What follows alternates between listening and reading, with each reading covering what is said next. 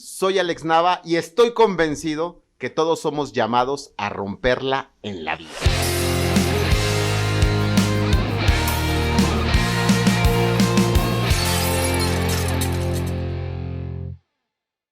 Pues muy feliz de grabar la emisión número 43 de Rompiéndola. Soy Alex Nava y estoy convencido que todos hemos venido a este mundo a romperla en la vida.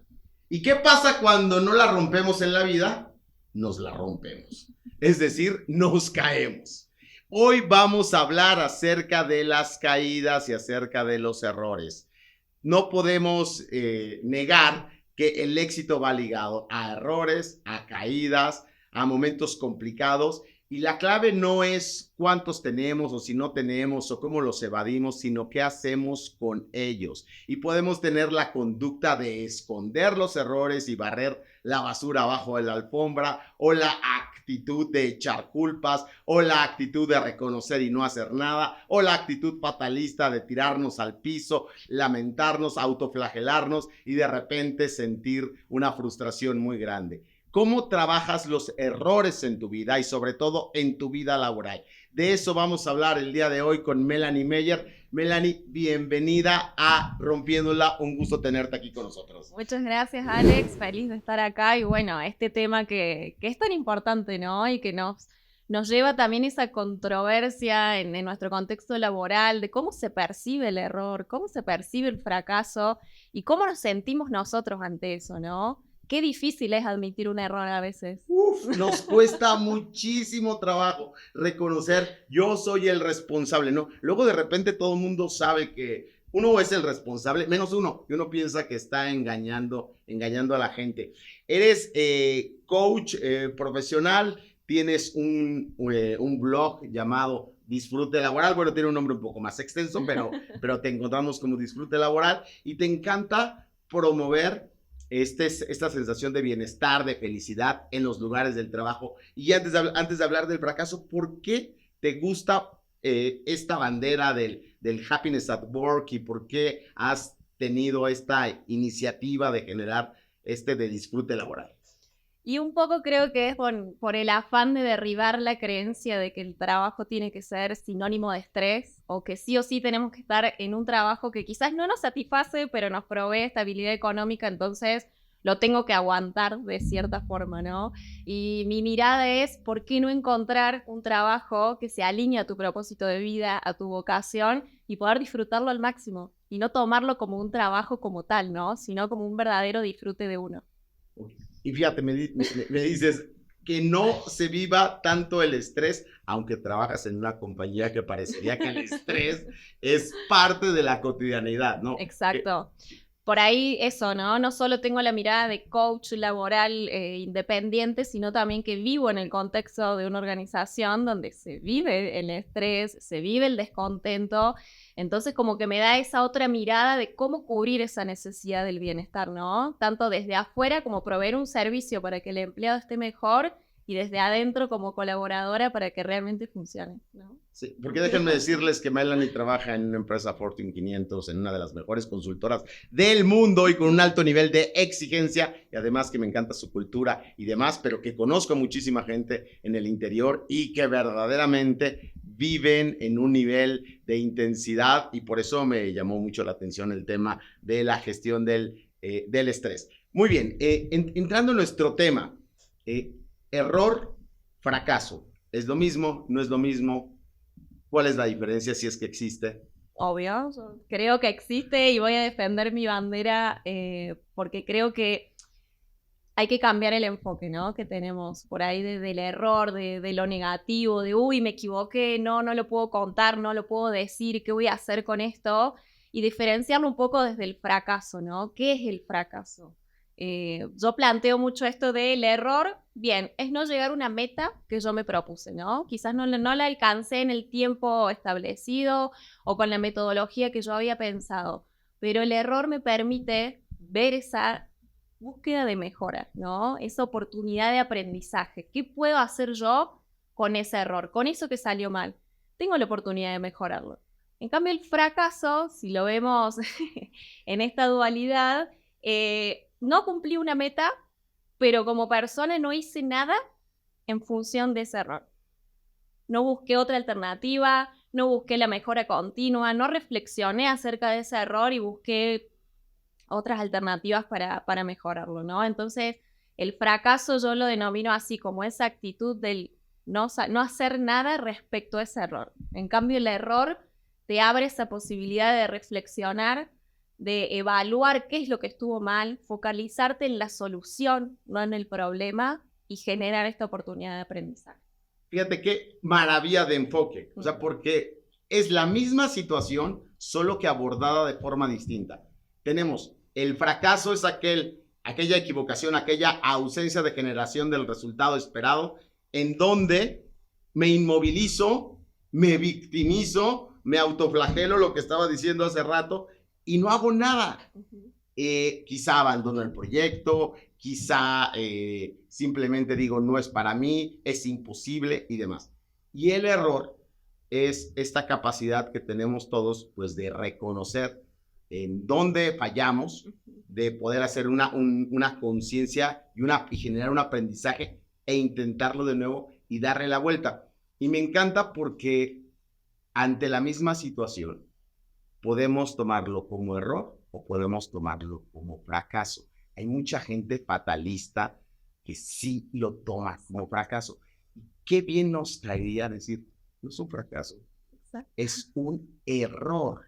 Y puedo darle la vuelta porque hasta en el lenguaje empieza la forma en la cual le podemos dar la vuelta, ¿no? Exacto. También esta diferencia entre obstáculo y desafío. Yo evito usar la palabra obstáculo en toda mi vida y la transformo por un desafío. Es un desafío que se te presenta en una situación para mejorar, y esto lo estamos hablando en el contexto laboral, pero va aplicable a cualquier contexto. Cosa, claro.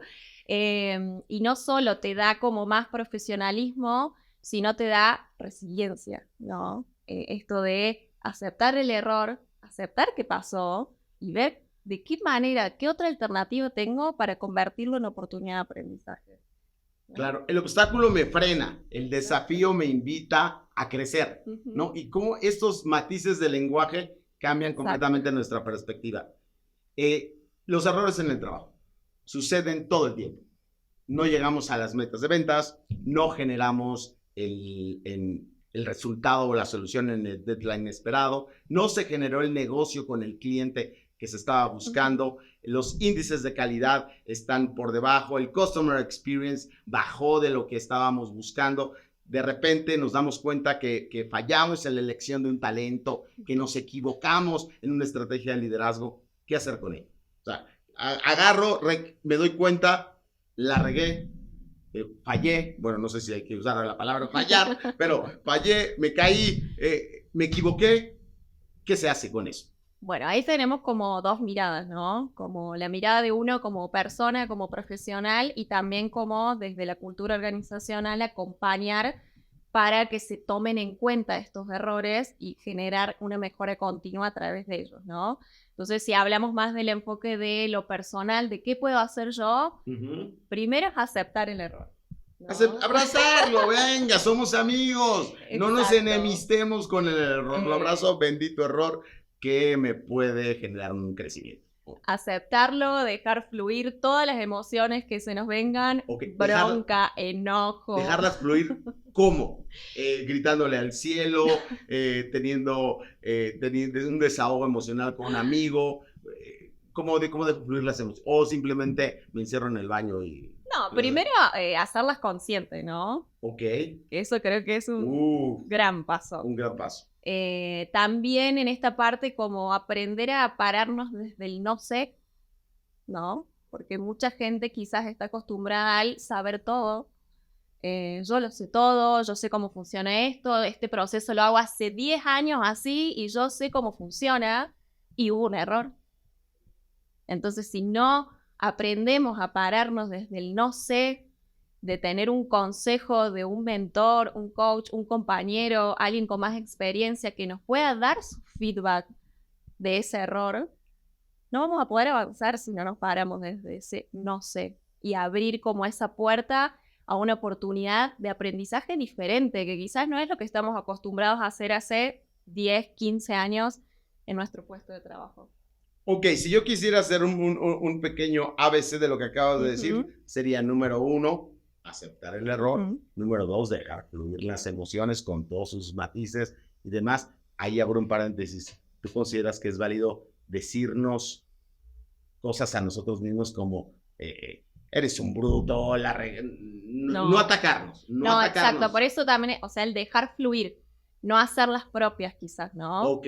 Como dejar salir la emoción, porque tampoco está bueno que no salgan, porque por algún lado van a salir. Pero dejarlas fluir, así como, bien, lo podría haber hecho de esta manera, ¿por qué no le pregunté a tal persona? Bueno, ya no está en nuestro control, lo dejo fluir. Okay. ¿No? Entonces, número 2, dejo fluir sin atacarme a mí, hacia mí. Número 3, dijiste algo bien valioso, reconocer, no sé, o no supe, o simplemente me faltó preguntar y demás. Y reconocer no sé para un profesional que nos pega en el ego, no sé cómo enfrentar esta situación, o una posición de liderazgo, directiva, donde parecería que todo nos tiene que salir bien a la primera, es muy complicado. Entonces, reconocer no sé, y luego ir y preguntar cómo lo hubieras hecho, cómo le puedo hacer, qué puedo aprender, buscar un mentor, buscar alguna persona que me ayude a aterrizar la experiencia en aprendizaje. Y entonces... Y un feedback también constructivo, porque por ahí estamos acostumbrados a los feedback en las evaluaciones de desempeño, donde todo quizás fluyó de buena manera, se cumplieron los objetivos, pero qué rico sería tener un buen feedback en un momento crucial como en un error, ¿no? Y un feedback constructivo, bueno, este fue el error, lo reflexionamos, lo analizamos, ¿cómo vamos a hacer para que no se repita? Focalizando en el problema y en la solución, no en la persona que quizás cometió ese error, ¿no? Y qué importante esa diferencia, porque se ataca al error, pero no se ataca a la persona. Se respeta y se dignifica a la persona. Y a veces tenemos miedo y hasta pavor de reconocer nuestros errores porque nos sentimos... Es un acto de vulnerabilidad para empezar. Nos sentimos expuestos y de repente decimos, se van a ir contra mí. Y eso del feedback constructivo es importante porque hay que ayudar a la persona a atacar la situación más que atacarlo a él o a ella, ¿no? Por eso también eso va desde la mirada personal, profesional, que puede hacer uno ante el error, ¿no?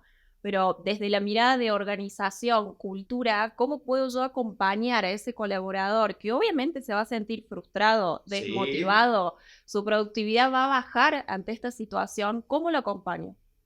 Generando espacios donde se permita hablar libremente de un error, donde no se juzgue. Hay empresas grandes que ya tienen como comités de fallas. ¿Comité de fallas? Exacto. Ok, ¿puedes mencionar alguna? HubSpot. Ok. Donde abiertamente es un equipo donde se presentan los errores o fallas que ocurrieron en algún determinado proceso o proyecto, se evalúan y a través de la mejora continua atacan el error generando un aprendizaje. Okay. Entonces hay un grupo encargado de ser comité de fallas y su responsabilidad es encontrar los errores y sobre todo los aprendizajes de los errores. Exacto. O ser el espacio para hablar de los errores. Y valorar el aprendizaje a través del error. O sea, hacer visible ese aprendizaje, ¿no? Porque muchas veces también puede ser que pase un error, pase una falla, bueno, como equipo nos juntamos, organizamos, lo solucionamos, pero ahí quedó. ¿Y qué aprendimos de esa situación? ¿Qué podemos generar para que no se vuelva a ocurrir o trasladarlo a todas las áreas de la organización? Ok, convertirlo en una experiencia de aprendizaje, exacto, documentarlo, exponerlo y demás. Fíjate que me hiciste recordar, dos cosas. Número 1, Airbnb, que tiene la práctica de los peces muertos. No sé si habías escuchado de ella. Hablar de los peces muertos es hablar de aquellas cosas en las cuales nos equivocamos que nos está costando trabajo superar. Y me acordé por esto que estás comentando, por generar estos espacios en donde se habla del error. Y le llaman pez muerto porque huele mal, porque apesta, porque contamina. Y tenemos que sacarlo. Entonces, de repente, en las juntas, y es un rasgo cultural de las reuniones de Airbnb en todos los niveles, alguien tiene un pez muerto que hablar, agarra y lo habla, ¿no? Y luego hay un movimiento que tiene ya sus años en México, famoso llamado a las Fuck Up Nights, que es la gente narrando sus fracasos. Y bueno, le llaman fracaso en este sentido por el aprendizaje que se ha generado alrededor de. Y entonces la gente no va a hablar de historias de éxito. La gente se reúne a hablar de las cosas en las cuales han fallado, pero sobre todo lo que han aprendido a través de las fallas. Y es un movimiento extraordinario porque estamos acostumbrados a que en la convención de ventas se habla de cómo le hizo el que logró el mayor resultado. En los ambientes de trimestrales y donde se comparten las historias, se comparten historias de éxito, ¿no? Y cuántas veces podríamos decir, y no podríamos sacar el pelín más jugo a las historias de los errores y de las fallas. Es que yo personalmente creo que aprendemos mucho más de exponernos a este tipo de situaciones, de un error, de tener que, no sé, adaptarnos, no resistirnos al cambio, a algo inesperado, a algo que no estaba planificado de tal manera. Ahí se pone en juego qué tan profesional es uno, cómo puede desenvolverse en ese contexto que no era el planificado, cómo lo soluciona. Tengo el cliente que me está pidiendo una solución hoy. No puedo volver a planificar de cero. Bueno, ahí entra en juego cómo es mi resiliencia, cómo es mi profesionalismo, cómo me adapto a eso para dar una respuesta de calidad al cliente y que mi trabajo no se vea afectado, ¿no? Es el reto, es romperla en ese momento. Oye, ¿y cómo darle vuelta al error rápidamente? Porque me imagino que parte de este proceso es todos nos equivocamos, todos cometemos errores, y aquí lo importante es generar aprendizaje, pero me imagino que también darle vuelta rápido. Exacto. Bueno, yo creo ahí que el papel del líder es fundamental. Si yo tengo un líder que inspira y que trabaja el error de esta manera, generando una oportunidad de aprendizaje, eso se expande a toda la organización, ¿no? Y también puede ser aplicado al liderazgo ascendente. Quizás tu líder no tiene esa adaptabilidad, pero yo sí lo tengo. Entonces, ¿cómo le muestro a mi líder que podemos darle la vuelta rápido y generar una oportunidad de aprendizaje? ¿No? En ese contexto creo que el trabajo en equipo, la escucha, la confianza genera más solución rápida a un problema inesperado. Todo empieza en el liderazgo. Sí. Qué tan rápido podemos generar este aprendizaje, darle vuelta al error. Y de repente, esa es una herramienta, yo diría, más que intelectual, emocional. Totalmente. Y todas estas habilidades que hemos ido nombrando, resiliencia, la adaptabilidad, toda la emoción que genera un proceso de tener un error, radica en lo mismo. O sea, trabajo en equipo, confianza, comunicación, escucha activa. ¿Cómo una persona va a poner sobre la mesa un error si no se siente en un ambiente valorado, escuchado, tenido en cuenta? Todo parte de esa base, ¿no? Y si no hay confianza y si no hay un espacio seguro que debe promover el líder, ¿no? Y si el líder se va, tiene a la vieja práctica de irse encima de los errores. ¿Quién hizo esto? ¿Cómo es posible? Tanto tiempo de experiencia, tantas veces lo hemos hecho. Claro, pero el líder también se equivoca. Y si es así de duro juzgando a los demás, sabe que si casi se le va a regresar. Y entonces, hoy más que nunca el liderazgo tendría que aprender a manejar estas habilidades emocionales para generar estos espacios de aprendizaje, porque nos conviene a todos, porque le conviene a su persona de liderazgo, de su perfil, pero también le conviene a su equipo. Qué mejor que tu equipo se sienta a gusto, tranquilo, con confianza para trabajar.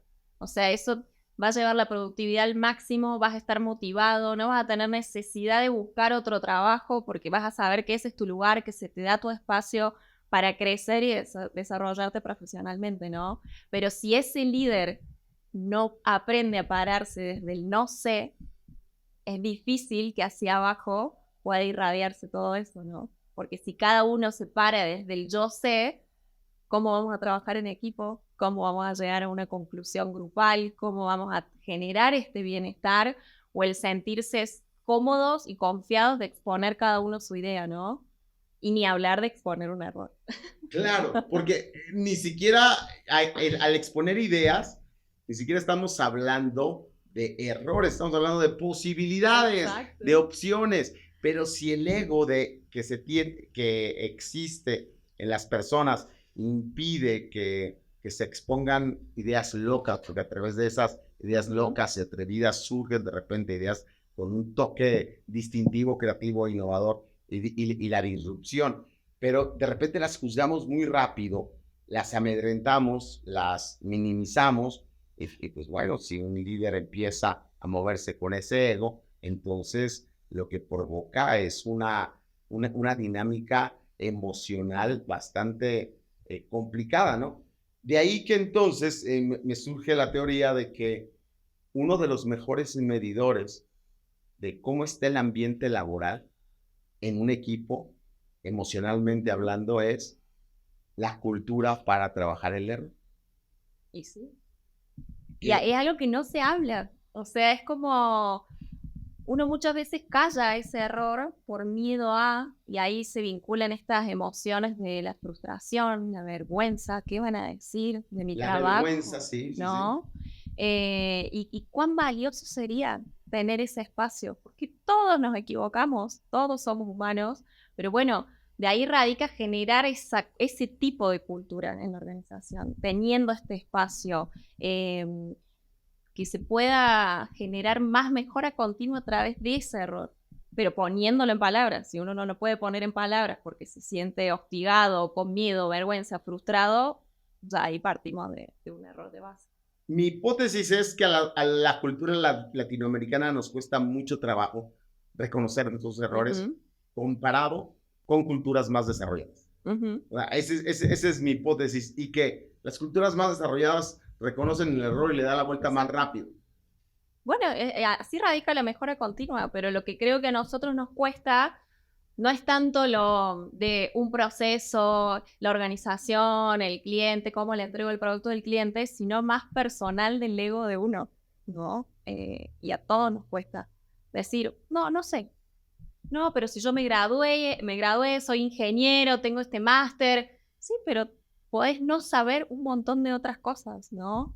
Que desde otro punto de vista te pueden dar un montón de conocimiento y aprendizaje. Pero hay que abrirse a ese no sé. Y cuesta mucho. Ok, y entonces el líder tiene que comenzar esto, pero también la organización puede impulsarlo. ¿De qué otras formas lo puede impulsar, además de esto que comentabas, como el comité de los errores, que se me hizo fascinante? ¿Qué otras cosas puede hacer una organización para fomentar una cultura en donde se deje de satanizar el error y se vea como la bendición del error?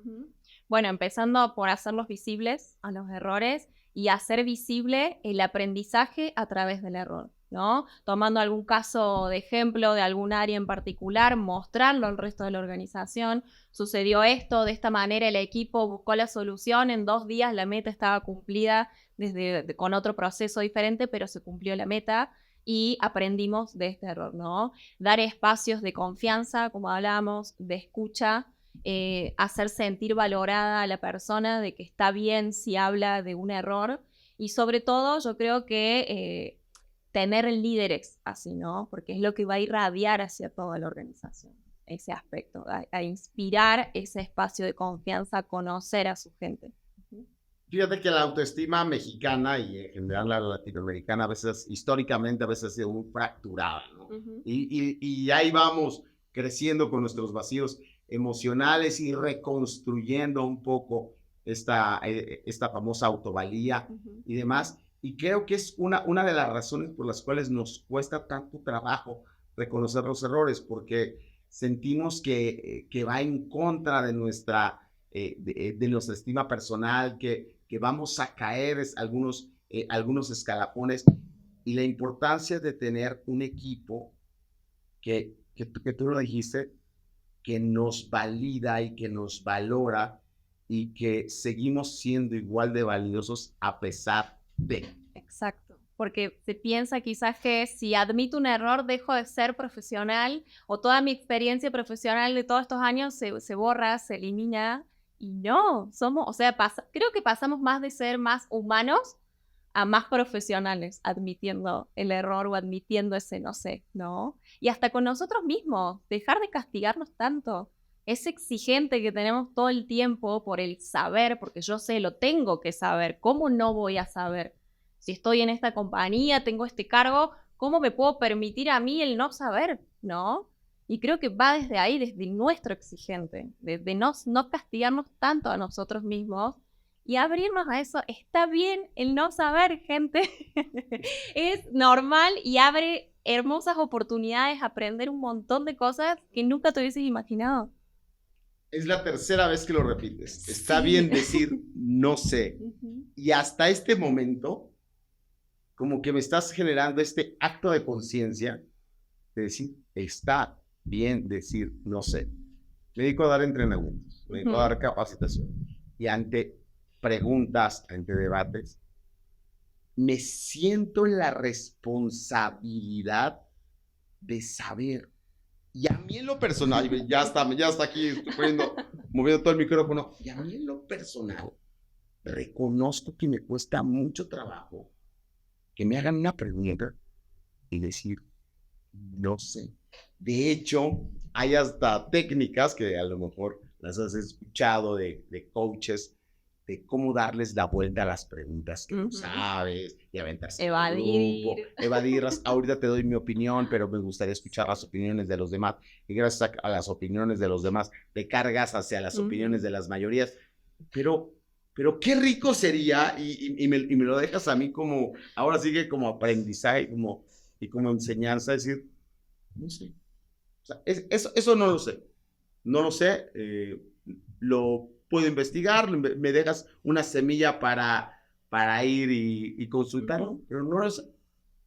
Y es rarísimo, bueno, yo no recuerdo una vez que yo la haya dicho en un curso. Sin embargo, sí he escuchado expositores y se me hace tan digno, tan valiente, verdaderamente decirlo, ¿no? Y por eso, ahorita que lo mencionaste por tercera vez, digo, qué bien se vale decir no sé, porque inventamos, filosofamos. Exacto. Bueno, no sé, pero creo que si no sabes, entonces no hables. Es más sabio decir no sé. No, por ahí había un proverbio hebreo que decía, guarda silencio y pasarás por sabio, ¿no? O sea, entonces, verdaderamente, ¿cuánto trabajo nos cuesta mordernos la llave? ¿Cómo se trabaja esta situación? O con este tipo de clientes. O con este tipo de proyectos, o con este desafío con un colaborador así. Sentimos que si alguien nos pregunta, tenemos que tener una respuesta. A todo. A todo, exactamente. Y uno también cuando, bueno, me alegro de haberte generado este destello de aprendizaje. Mi aprendizaje de lunes. Hasta físicamente, bueno, ahora que ya lo sabes, los puedes implementar en esto del decir no sé, y vas a ver en tu espalda una relajación de no sé, y está bien decir el no sé. Y quizás si me paro ante una pregunta de que no la sé, pero estoy inventando, pensando qué respuesta puedo decir para no quedar menos profesional, vas a tener una tensión corporal, el cuello, la espalda, porque ya estás en desacuerdo con lo que estás expresando de alguna manera, ¿no? Entonces hasta físicamente el no sé, y no es un no sé, hablamos de nuevo, error, fracaso. No es un no sé para quedarme acá y no hacer nada. Pasivo, no, claro. Es un no sé que me abre oportunidad, me abre posibilidad de aprender y voy a ir quizás a la media hora a buscar un libro referido al tema, voy a googlear, me voy a poner a investigar para que la próxima vez que me hagan esa pregunta tenga la respuesta, ¿no? Pero sin necesidad de forzar ese saber que nos pone en un lugar que no somos nosotros, ¿no? Que nos encanta tomar siempre, y sobre todo cuando una posición de liderazgo, una posición de experto y de conocer, saber y dominar de todos los temas. Tú que promueves toda esta cultura, ¿qué tan fácil para ti entonces es reconocer tus errores? Y ha llevado mucho aprendizaje y mucho camino también transcurrido, y creo que uno aprende de estas experiencias, a veces aprende más de las malas que de las buenas. Y bueno, ahora me puedo parar mirando hacia atrás con todo mi camino recorrido. Creo que toda la especialización y certificación en coaching lo empecé por mí y para mí, y luego para dar ese medio o ese bienestar hacia los otros.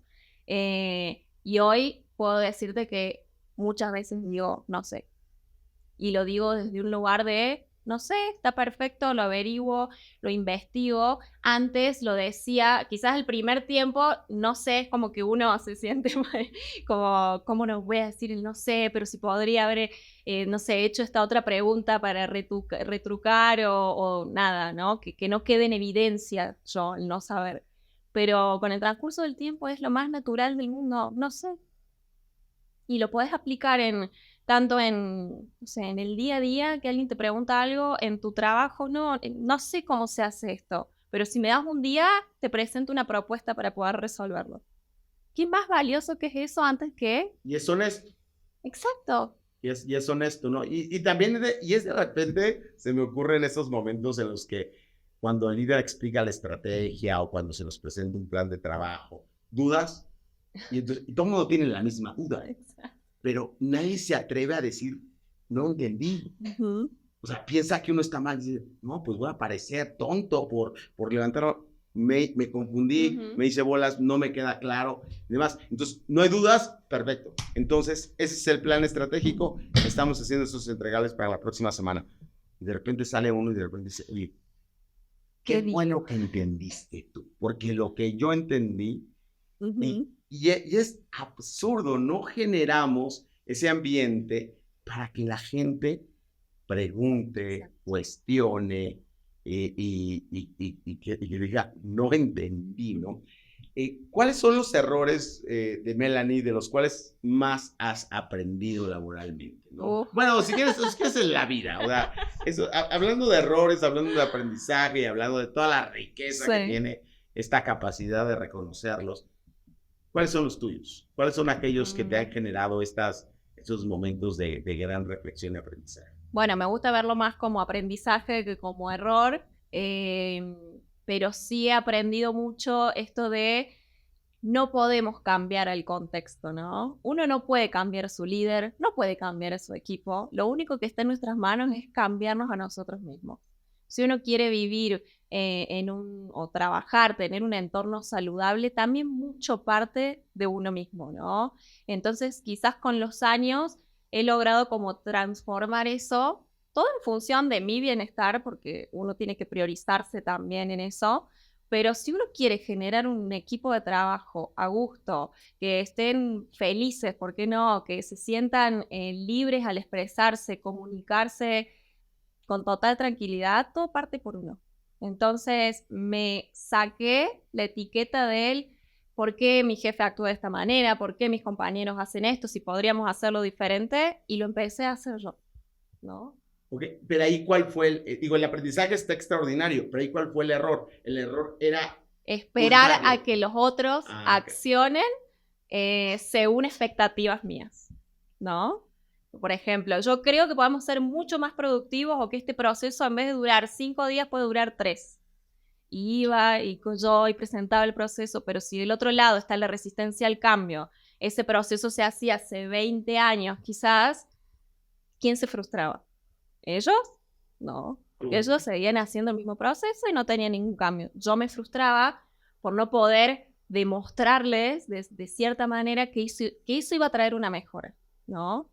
Entonces empecé a hacer a la inversa, empecé a mejorar mis procesos que quizás dependían solamente de mí, que no corrían transversal al área ni a la organización. Entonces yo me pensé a generar un día más productivo, procesos que me llevaban menos tiempo y estar más tranquila en mi rutina, ¿no? Y quizás al ver eso, los demás empezaron a preguntar, ¿y qué estás haciendo?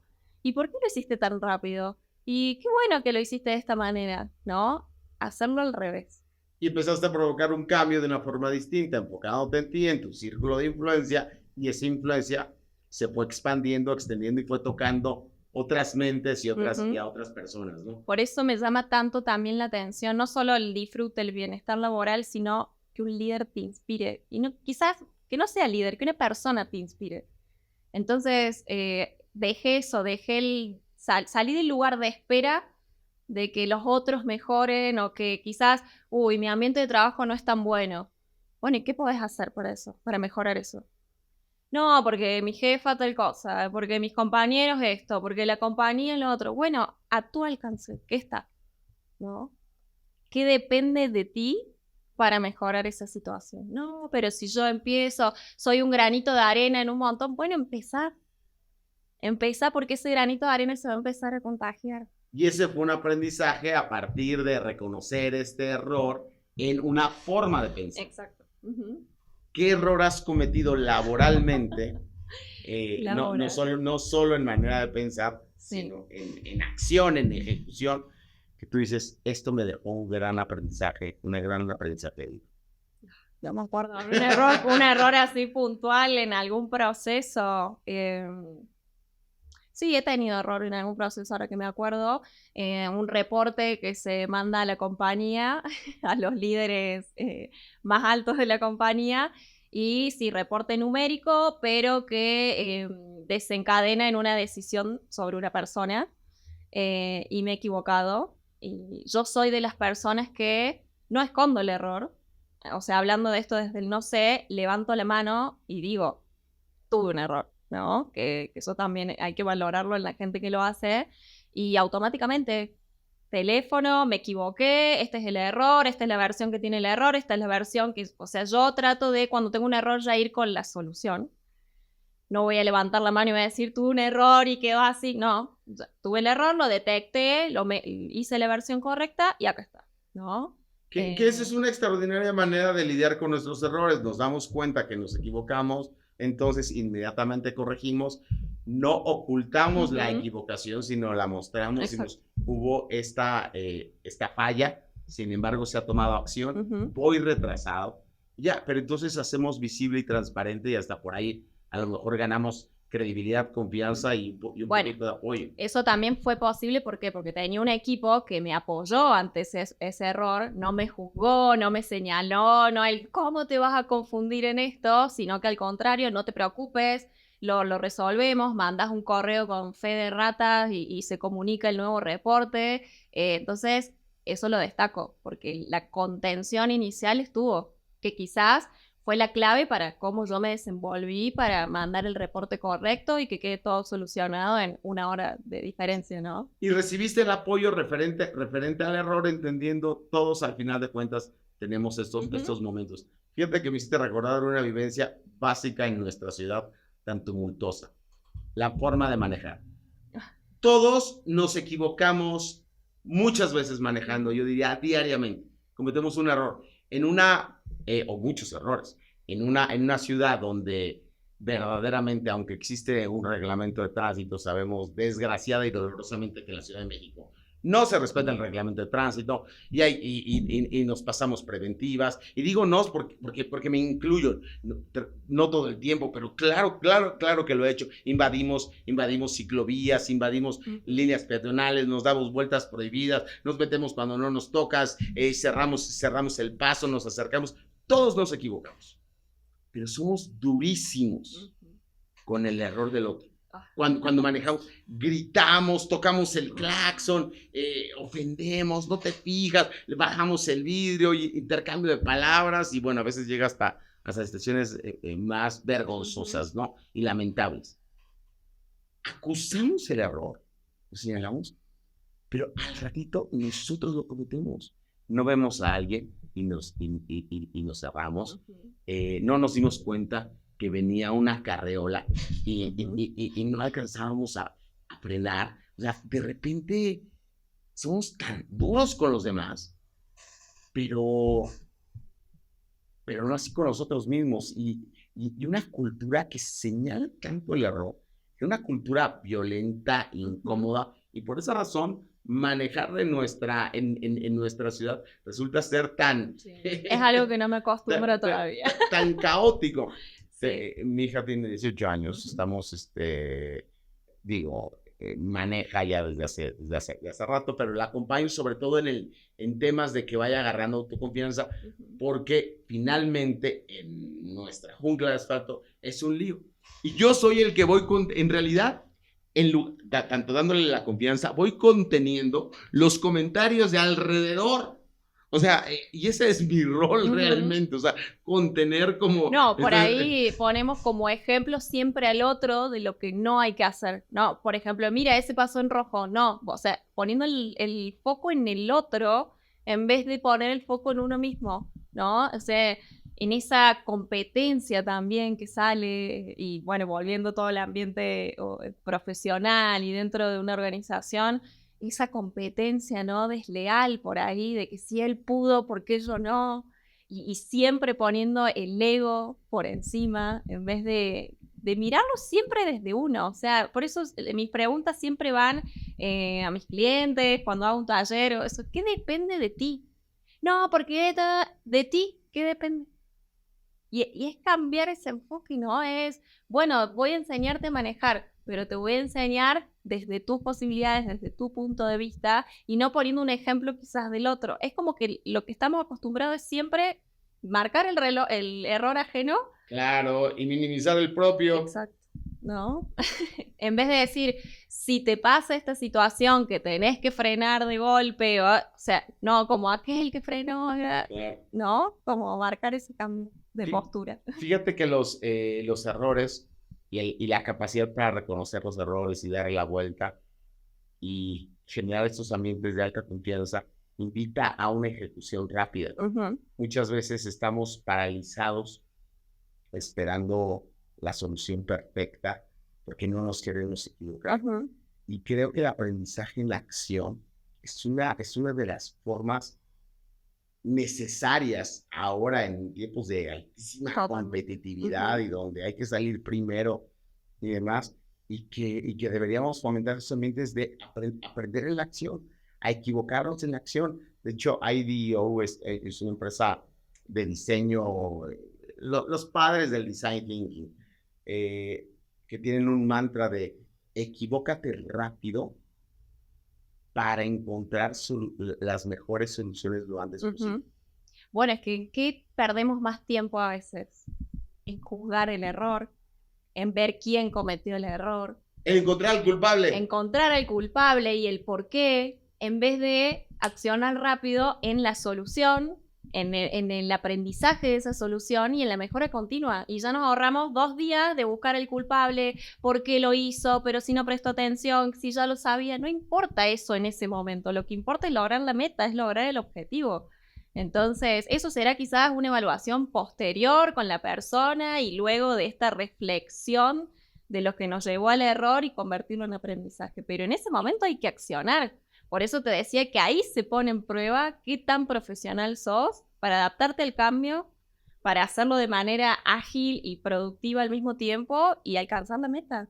Oye, y ya lo reconoció el error, ya qué consecuencias le vamos a poner, cómo lo tomó o sea, nos pasamos analizando el contexto porque pareciera que nos encanta también hacer sentir culpables a los demás. Y aquí yo te voy a echar un paréntesis filosófico porque yo creo que el culpable es la religión. Ok. O sea, la forma en la cual llega, vamos a dar una microcápsula histórica, llega la colonia a América Latina, finalmente con este tema de imponen la religión oficial, el catolicismo tradicional de los 1500, lo imponen en América, y entonces el gran tema pues es esta sensación de generar culpable, este sentimiento de culpabilidad. Y entonces cuando hay una búsqueda de hacer sentir culpable y la gente debe sentirse culpable para que venga a mí, para que yo le perdone. De las frases de los diamantes se pulen bajo presión. ¿Por qué? ¿Por qué? ¿Quién dijo eso? ¿No? Y creo que va atado a eso, a muchas creencias limitantes o lo mismo que hablábamos del estrés en el trabajo. Ah, no, pero si es trabajo te tenés que aguantar el estrés. No, ¿por qué? Si se puede trabajar súper bien de algo que te guste, que disfrutes, y lo mismo va a ser trabajo, ¿no? Pero esa asociación a la culpa o a que nos tenemos que aguantar eso porque es así. ¿Quién dijo que es así? ¿No? Y bueno, por ahí me pasa mucho con mis papás o con generaciones más grandes, que yo les hago estas preguntas y me miran como diciendo, ¿qué me estás diciendo? Porque son personas que hace, no sé, 30 años están en el mismo trabajo, no han visto quizás más allá o no se han permitido preguntarse qué es lo que me gusta hacer, cuál es mi propósito de vida, qué es mi vocación. Como que eso no estaba permitido de cierta manera, ¿no? Y quizás si dedicabas ese tiempo a pensarlo, venía la culpa de yo no puedo perder tiempo, no sé, que mi pasión es la música, pero mis papás quisieron que yo sea abogado, ¿no? Y el pensar en la música ya a mí me genera una Una culpa culpa muy grande. de esa, no sé, de la traición, de no hacer lo que se esperaba de mí. Cumplir las expectativas de los demás genera Exacto. una culpa tremenda y entonces sentimos que estamos haciendo algo incorrecto y la culpa ha sido utilizada y era mi gran punto como un elemento de manipulación, un elemento de control y un elemento que está inherente la persona. Queremos hacer sentir culpable a la gente, porque alguna vez alguien nos hizo sentir culpables a nosotros y traemos ese mapa mental de que esto a veces se tiene que generar cambios sintiendo mucha culpabilidad. Y esto también de, si a mí me costó tanto tiempo, a él no le va a costar menos, ¿no? Y esto se da en el ambiente de trabajo también, de entra alguien nuevo a la compañía. Ah, no, el derecho de piso. Él tiene que pasar por todo esto porque nosotros ya hace 5 años... No, ¿por qué? ¿Por qué generar esa culpa en el otro, ese malestar en el otro? Sí, mejor feliz me haría que quien recién entra a la empresa crezca quizás más rápido de lo que lo hice yo. Y compartir el aprendizaje, Exacto. compartir esto sí, esto no, mira, esto te va a agilizar la curva de adaptación. ¿Cómo lo y demás. hiciste? ¿Qué te fue más fácil? ¿Qué estrategia utilizaste? Y no ya entrar con esa resistencia de que si yo no, él tampoco, ¿no? Y esa comparación es algo que sí hay que tratar de erradicar en cualquier ambiente, ¿no? Laboral, familiar, de amistad. Esto también va mucho en las amistades que tiene uno. Cuando uno se siente realmente feliz porque el otro creció, porque al otro le va bien, eso es genuino y eso es lo que hay que explotar y compartir, ¿no? Hacia el resto. Y fíjate que esas cosas no se ven en un currículum. Esas cosas las deberíamos, bueno, no las vamos a poner en nuestro currículum. Mi capacidad para corregir nuestros errores, pero sí son cosas que deberíamos estar preguntando y que seguramente áreas de reclutamiento lo hacen.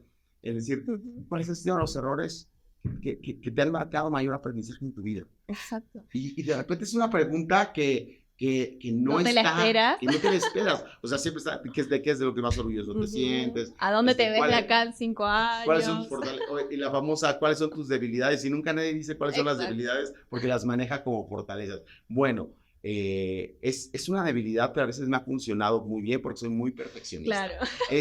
Soy muy determinado, pero a veces caigo en la necedad, ¿no? O sea, entonces siempre es una fortaleza, pero con un toquecito negativo, ¿no? Y de reconocer, soy iracundo y hay momentos en donde manejar mi ira me ha costado mucho trabajo. También reconocer esos vacíos en nuestro carácter, esos vacíos emocionales, qué complicado es. Por eso luego vienen las desilusiones amorosas, porque pintamos todo, de que todo es perfecto y nunca me dijiste aquella otra parte oscura, ¿no? Que todos tenemos, ¿no? Bueno, pero es que hay cosas de esas que ni siquiera nosotros mismos las aceptamos de nosotros mismos.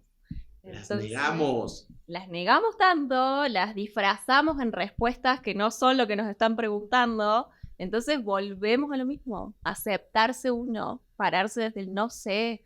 Desde el no soy. Desde el no soy, o hoy soy esto, mañana puedo ser otra cosa. Por esta también esta creencia de que soy contador. Y soy contador por 50 años. No. Si en el camino en el medio que sos contador descubriste tu pasión, tu vocación y podés vivir de ello, ¿por qué no? ¿Por qué resignar eso a no, soy contador? Esa es una pregunta que también hago mucho. ¿Quién sos? Y mucha gente te responde esto: soy abogado, soy ingeniero, soy licenciado. No, ¿quién sos? ¿Te tomaste esos 5 minutos para escribir quién sos realmente? Soy Alejandro, orgullosamente Nava Ortega de apellido. Soy un proveedor de alegría, despertador de conciencias, transformador de personas y organizaciones, y que vine a este mundo a ayudar a la gente a poderla romper en la vida. ¡Me encanta! Eso soy yo. Agente de cambio al 100%. Fíjate que esa pregunta, claro, todo el tiempo me la he planteado, y no es sencilla de responder. No es sencilla de responder. Y me encantó cuando mi fórmula le puse orgullosamente Nava Ortega, porque estoy muy orgulloso de mis ancestros, muy orgulloso de mi apellido, muy orgulloso de mi madre, muy orgulloso de mi padre, de mis abuelos, de sus historias. Y evidentemente va muy ligado al propósito, al para qué estoy aquí, ¿no? Pero efectivamente es una pregunta complicadísima de responder, porque el yo soy no es a qué te dedicas, no es qué te gusta, no es cuántos años tienes, ni dónde naciste. Es quién eres en el fondo. Y no la sabemos responder porque no nos conocemos, ¿no? Eso, ¿no? El autoconocerse, el cuestionarse y el tomarse ese tiempo para hacerlo, porque vivimos en una rutina tan, no sé, caótica en muchos aspectos, que por ahí uno llega a casa o no sé, las 2 horas que tiene libre, te pones a ver televisión, agarras el celular y no está ese momento de conexión con uno mismo. Tengo amigos que sí practican más la meditación, hacen más yoga, tienen como más desarrollada esta parte espiritual de uno, pero también en el ambiente corporativo no se ve eso, ¿no? Está el perfeccionismo, el deber ser, el cumplir, y te tomas ese momento, reflexionas de qué estás haciendo en tu vida, si eso te acerca, te aleja a lo que te imaginaste siempre ser, o hacia dónde querés desarrollar tu carrera, tu vida. Yo creo que eso es fundamental. Y no es mucho, 5 minutos al día. Que te sientes y escribas. Digo escribir porque es una buena herramienta. Completamente. Es diferente a pensar. Exacto. Claro. Es realmente hacerlo consciente y bajarlo a un papel para tenerlo presente. Tomarte esos 5 minutos. Agradecer también toda esta práctica del diario de gratitud, que la súper recomiendo también. Aprender a poner el foco en lo positivo, ¿no? A identificar bien cuáles son esos aspectos que uno puede mejorar como persona primero y como profesional después. Y que nos hagan una vida más saludable para nosotros mismos y dejar de esperar quizás que el otro cambie, que el trabajo cambie, que la realidad sea mejor. Si nosotros tenemos el poder de crear esa realidad. Entonces hay que ponerse de cabeza y pensar. Y empezar a autoconocernos. Exacto. Para finalmente también saber quién sí soy, quién no soy, poder levantar la mano cuando tenemos algo que ofrecer y decir, no soy, no sé, estoy en construcción, estoy en reconstrucción y necesito ayuda. Y también desde el no sé y el no soy es donde uno aprende a levantar la mano y dice, ¿me puedes ayudar, por favor? ¿No? Y se genera esa cultura. O identificar en lo que sí y lo que no, ¿no? ¿Qué es lo que sí me gusta? ¿Qué es lo que sí me provee buena energía, crecimiento, desarrollo? ¿Y qué es lo que no? Porque identificando lo que no, yo voy afinando mi caminito hacia mi propósito y hacia lo que yo quiero lograr en la vida. Y muchas veces hay que correrse de los contextos y de los lugares donde predominan esos que no, ¿no? Y bueno, y son decisiones también a tomar, lecciones a aprender, pero que todo apunte hacia lo que sí. Y para ese sí, para desarrollarte profesionalmente, personalmente, hay que identificar esos no y, bueno, respetarse y poner esos límites sanos, ¿no? Para priorizarse uno. Pues Melanie, qué gusto tenerte, qué rica conversación, buena oportunidad de reflexionar acerca de algo que nos acompaña y nos acompañará siempre como humanidad, los errores, pero que definitivamente no todos le damos muchas veces el tratamiento adecuado y sobre todo los usamos como las grandes experiencias de aprendizaje y mucho menos generamos los entornos para que eso se genere. Antes de concluir, la pregunta que siempre hago a mis invitados de Rompiéndola, ¿cuáles son los 3 consejos de Melanie Meyer para poder romperla en la vida? Ok, bueno, el primero, cree en ti mismo, independientemente de lo que te puedan decir los demás, nunca te olvides de lo que crees y de lo que tenés acá adentro, que es la intuición que siempre nos guía, ¿no? Ese es uno. El 2 es la resiliencia, generar esa capacidad, desarrollar la resiliencia en todos los aspectos de tu vida, te va a ayudar a sobrepasar todas esas situaciones para poder lograr tus sueños, ¿no? Y el tercero va asociado a eso, a tener siempre anotados cuáles son tus sueños y manifestarlos, visualizarlos, que todo se cumple. O sea, si uno trabaja con convicción, vocación y valor en lo que uno hace, se cumple. Creer en ti, tener resiliencia, visualizar de una manera clara, viva y activa. Exacto. Tus sueños, ¿tú cómo los visualizas? ¿Los escribes? Escribo, hago collage Okay. y también, bueno, en cuanto a meditación, visualizo también mis sueños. Fabuloso. Tengo mantras también, frases positivas que por ahí en días complicados las tengo pegadas en mi escritorio y las repito.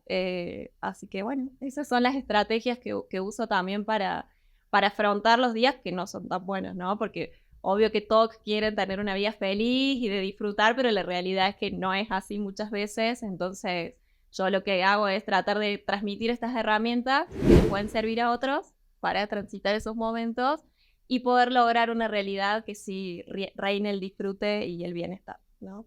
Melanie, muchísimas gracias por lo que nos has compartido y muchas gracias a todos por poder escuchar, ver, seguir esta emisión de Rompiéndola. Soy Alex Nava y estoy convencido que todos hemos venido a romperla en la vida.